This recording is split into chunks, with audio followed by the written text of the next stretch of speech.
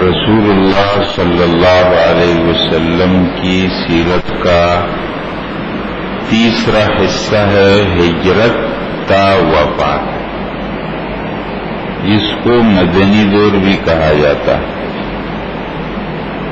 اور اس مدنی دور کی مدت ہے 10 سال۔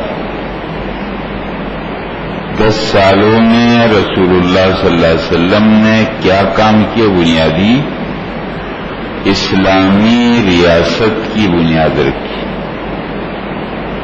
مدنی دور 3 مرحلوں میں تقسیم۔ پہلا مرحلہ خطرات کا، مسلسل خطرات، اور ایسے خطرناک خطرات ہیں کہ ہم لوگوں نے تو خواب میں بھی نہیں دیکھے، اور آپ علیہ السلام ایسے خطرناک حالات میں پورے حوصلے کے ساتھ چل رہے ہیں اور اپنی امت کو چلا رہے ہیں۔ دوسرا، پھر یہ خطرات ختم ہوتے ہیں اور فتح کی ابتدا ہوتی ہے، اور تیسرا ہے فتح کی تکمیل ہوتی ہے۔ اس پہلے مرحلے میں ہم چل رہے ہیں۔ خطرات اور ان کا مقابلہ 5 سال 8 ماہ، 5ویں سال میں ہم جاری ہیں۔ ایک واقعہ پیش آیا، غزوہ دومۃ الجندل، ربیع الاول سن 5 ہجری میں، غزوہ بنو مستلق شعبان سن 5 ہجری میں، اور ایک مشہور واقعہ پیش آیا افق کا، شعبان سن 5 ہجری میں۔ دومۃ الجندل مدینہ منورہ سے شام کی جانب ایک علاقہ ہے۔ یہ نظر آیا حضرات، عیسائیوں کی بستی تھی یہاں پر، یہ عیسائیوں کا علاقہ ہے، اور ایسے اطلاعات موصول ہو رہی تھی اصل میں شمال کی جانب میں، یہ پورا شمال کا جانب ہے، یہ روم کی بڑی حکومت تھی رسول اللہ صلی اللہ علیہ وسلم کے زمانے میں، تو روم کی مدد سے عیسائی لوگ، اور یہ اصل عیسائی نہیں تھے، یہ عرب لوگ ہیں، لیکن اپنے پڑوس کی وجہ سے عیسائی ہو گئے تھے، تو یہ لوگ یہ اسلامی ریاست ہے حضرات مدینہ منورہ، اس کے چاروں طرف اس کے مخالفین رہتے ہیں، اور اس کے اندر بھی اس کے مخالفین رہتے ہیں، اور آپ علیہ السلام مسلسل ان خطرات کا مقابلہ کر رہے ہیں۔ یعنی ایک پیغمبر کے سوا کسی کا تو کام ہو ہی نہیں سکتا کہ وہ اتنے کام کر لے۔ آپ علیہ السلام کو اطلاع ملی کہ یہاں کے لوگ اس اسلامی ریاست کو ختم کرنے کی سازش کر رہے ہیں۔ آپ علیہ السلام، یہاں پورا جزیرہ ہے، اس کو جزیرۃ العرب کہتے ہیں، اس کے حالات سے آپ علیہ السلام اپنے آپ کو واقف رکھتے تھے۔ جیسے آپ کو اطلاع ملی، آپ علیہ السلام روانہ ہوئے، یہاں پہنچے،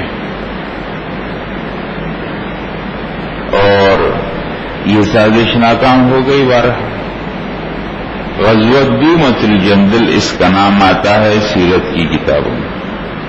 یہ مدینہ منورہ سے جنوب کی جانب میں مکہ مکرمہ اور مدینہ منورہ کے بیچ میں قدید نامی ایک علاقہ ہے۔ اس قدید کے پاس ایک اور علاقہ ہے، کنواں ہے مریسی، اور اس کا نام، یہاں ایک قبیلہ رہتا تھا، نام اس کا مستلق ہے، بنو مستلق۔ اس کا ایک سردار تھا، حارث اس کا نام تھا۔ آپ علیہ السلام کو اطلاع ملی کہ یہاں کا قبیلہ مکہ کے لوگوں کی تحریک پر یہاں اسلامی ریاست کے خلاف سازش میں مصروف، اور وہ اپنی طاقت جمع کر کے یہاں پر حملے کی تیاری کر رہے ہیں۔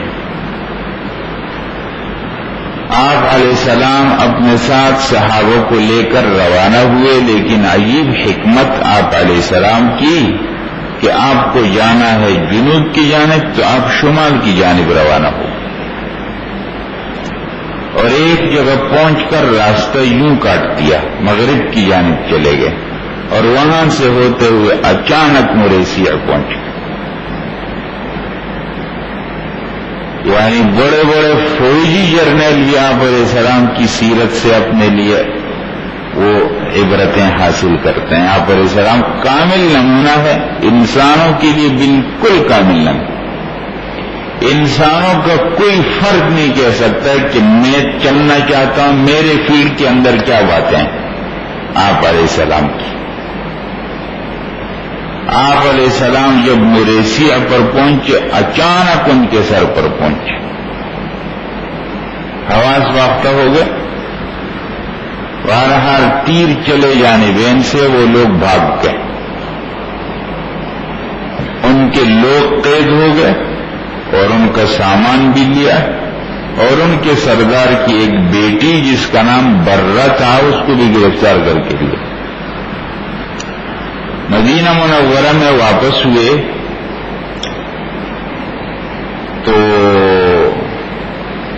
وہ سامان تقسیم ہو گیا اور وہ قیدی بھی تقسیم ہو گئے، اور وہ جو برہ سردار کی بیٹی ہے وہ ایک صحابی کے پاس چلی گئی غلام بن کر، باندی بن کر۔ سردار کی بیٹی تھی، اس نے اپنے مالک کو درخواست کی جس کے پاس باندی بنی تھی کہ میں اتنے پیسے ادا کر دوں گی آپ کو، مجھے آزاد کر دو۔ اس کو مکاتبت کہا جاتا۔ یہ درخواست کی اور آپ علیہ السلام کے پاس آ گئے، کہا میں اپنے سردار علاقے اور قبیلے کے سردار کی بیٹی ہوں اور مکاتبت کا پیسہ ادا کر کے آزاد ہونا چاہتی ہوں، لیکن میرے پاس اتنی رقم نہیں ہے، تو آپ میری مدد فرمائیں۔ آپ علیہ السلام نے فرمایا میں آپ کو ایک اور پیشکش کرتا ہوں۔ اب اس میں بڑی حکمت ہے حضرات، ہر بات کو سطحی نظر سے نہیں دیکھنا۔ آپ علیہ السلام نے فرمایا میں ایک بات آپ کے سامنے پیش کرنا چاہتا ہوں، آپ کی مرضی ہو تو ٹھیک، میں آپ کو آزاد کر کے آپ سے نکاح کروں۔ وہ فوراً راضی ہو گئی، کیونکہ اس واقعے سے قبل اسی خاتون نے ایک خواب دیکھا تھا کہ مدینہ منورہ سے ایک چاند نکلا ہے اور میرے گود کے اندر آ گیا، تو سمجھ گئی وہی خواب۔ جب آپ علیہ السلام نے نکاح کیا تو ان کا نام بدل دیا برہ سے جویریہ، اور آپ علیہ السلام کی ازواج مطہرات میں جویریہ نام کی ایک ہے خاتون جویریہ۔ مسلمانوں کے پاس 100 آدمی گرفتار غلام کی شکل میں تھے اس قبیلے کے۔ جب آپ علیہ السلام نے ان کے سردار کی بیٹی سے نکاح کر لیا تو سب لوگوں نے کہا یہ تو ہمارا سسرال ہو گیا، یہ خاندان، سب کو آزاد کر دیا۔ اس لیے فرماتے تھے صحابہ کہ حضرت برہ اپنے خاندان اور اپنے قبیلے کے حق میں بہت برکت والی ثابت ہوگی۔ آپ علیہ السلام نے ادھر نکاح کیا، وہاں 100 آدمی مسلمان، پورا قبیلہ جو ایک جنگ کی شکل میں تھا وہ ان کی دشمنی ختم، کیونکہ پورا قبیلہ آپ کا سسرال بن گیا۔ اب یہ مستقل ایک موضوع ہے، انشاءاللہ اس پر بات کروں گا آپ کے سامنے۔ آپ علیہ السلام نے متعدد نکاح کیے ہیں کئی سے، اس میں کیا مصلحتیں ہیں، یہ مستقل ایک موضوع۔ ادھر کیا ہوا کہ ان کا والد حارث اپنے ساتھ کچھ اونٹ لایا، اور مدینہ منورہ کے قریب ایک وادی ہے جس کا نام وادی عقیق ہے۔ مدینہ میں بہت سی وادیاں ہیں، وادی عقیق میں اس نے اونٹ کچھ چھوڑے اور کچھ لے کر آیا، اور آپ علیہ السلام کو کہا میں اپنی بیٹی کو چھڑانے کے لیے آیا ہوں اور میرے پاس کچھ زیادہ تو ہے نہیں، بس یہ لایا ہوں۔ آپ نے فرمایا وادی عقیق میں جو تم نے 2 چھوڑے، کہتے آپ کو کیسے؟ مجھے اللہ نے بتا دیا۔ کہتے اللہ کی قسم اللہ کے سوا کسی کو نہیں معلوم، صرف مجھے معلوم اور اللہ کو کہ وہ 2 اور مسلمان ہو۔ اس طرح پورے قبیلے پر اثر پڑا ہے، تو یہ غزوہ بنی مستلق ہوگی۔ یہ تو ہو گیا واقعہ۔ اس غزوہ بنی مستلق میں 2 بڑے واقعے پیش آئے۔ واپسی میں آتے ہوئے مریسیع سے جب واپسی ہو رہی تھی تو خطرناک سازش لوگوں نے کی اور وہ ناکام ہو۔ ایک جگہ کنویں سے پانی پی رہے تھے، ایک صحابی مہاجر ہے اور ایک صحابی انصاری ہے۔ حضرات یہ سازش آج بھی کھیلی جا رہی، وہ 2 صحابی کی آپس میں ہو گئی پانی کے مسئلے پر لڑائی۔ انسان ہے جذبات میں آ جاتا ہے۔ وہ ایک مہاجر صحابی نے انصاری صحابی کو ایک تھپڑ مارا، لڑائی تیز ہو گئی۔ مہاجر نے اپنے ساتھیوں کو مدد کے لیے پکارا، انصاری نے اپنی مدد کے لیے پکارا۔ یا للمہاجرین یا للانصار کے نعرے لگائے گئے اور مہاجر و انصار اپنی اپنی قوموں کی مدد میں آ گئے۔ آپ علیہ السلام کو جیسے ہی اطلاع ملی فوراً آ گئے، اور اس موقع پر آپ نے کہا یہ بات ارشاد فرمائی حضرات، یہ جملے ہمارے دل دماغ میں محفوظ ہونی چاہیے،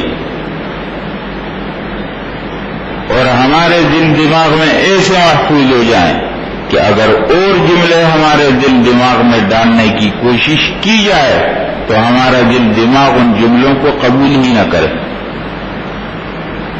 وہ کیا جملے؟ آپ علیہ السلام جب پہنچے تو آپ نے فرمایا یہ ایام جاہلیت کسی پکار کیسی، اس پکار کو ہمیشہ کے لیے ترک کر دو، یہ خبیث پکار ہے۔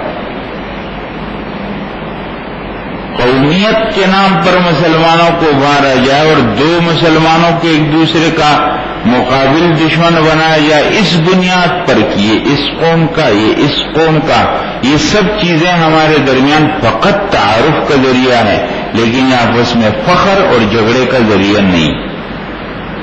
ہمارے دین نے ہم کو یہ بتایا حضرات، مختلف زبانیں، مختلف علاقے، مختلف قومیں، مختلف قبیلے فقط تعارف کا سبب ہیں، لیکن اس پر فخر کا سبب نہیں۔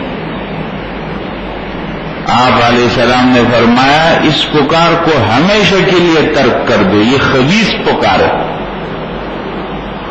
ایک مسلمان آدمی اس خبیث پکار کو نہیں پکارے، اور فرمایا یہ جاہلیت کسی پکار پھر کیسے شروع ہو گئی؟ اور آپ علیہ السلام نے صحابہ کو فرمایا چلو یہاں سے، دوپہر کا وقت ہے، یعنی ایسا وقت کہ آپ علیہ السلام اس وقت میں سفر نہیں کرتے، فرمایا چلو۔ صحابہ کہتے ہیں ہم چلے چلے چلے، دن گزر گیا، رات گزر گئی، صحابہ تھک گئے، بالکل چور چور ہو گئے، اور بالکل جب ہو گئی یہ پورا سفر مسلسل چلتا رہا، ایک رات آئی تو آپ نے فرمایا اب یہاں ٹھہر جاؤ۔ اب جو صحابہ ٹھہرے ہیں تو ایسے سوئیں کہ صبح کی بھی خبر نہیں۔ یہ آپ علیہ السلام کی حکمت تھی کہ لوگوں کو اس مسئلے پر اور سوچنے کا موقع نہ دیا جائے۔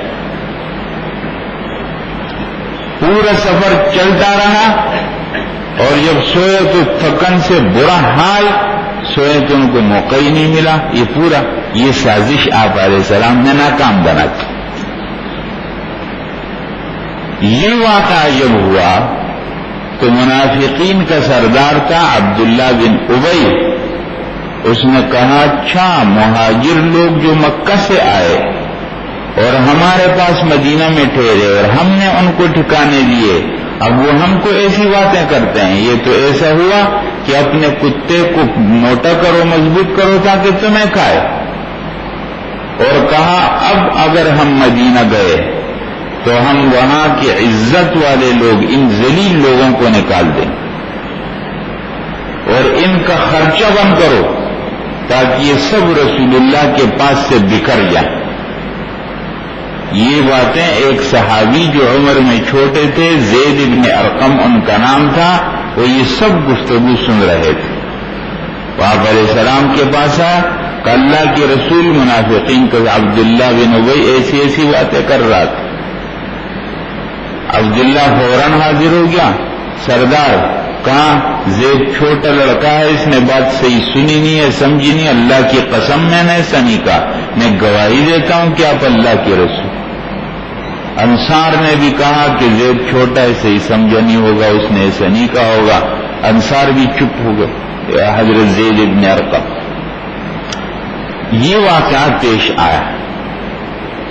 آپ علیہ السلام نے اس موقع پر انصار صحابہ سے فرمایا کہ تمہارے ساتھی نے جو گفتگو کی ہے وہ مجھے پہنچی اور اس سے آپ کو صدمہ بھی ہوا. صحابہ نے کہا اللہ کے رسول آپ کو معلوم نہیں ہے یہ آدمی کتنی تکلیف اور حسد میں جل رہا. آپ کی آمد سے پہلے یہ مدینہ کا پورا سردار بن رہا تھا، لیکن وہ سارا قصہ خراب ہو گیا. آپ صبر کریں، معاف کریں درگزر کر.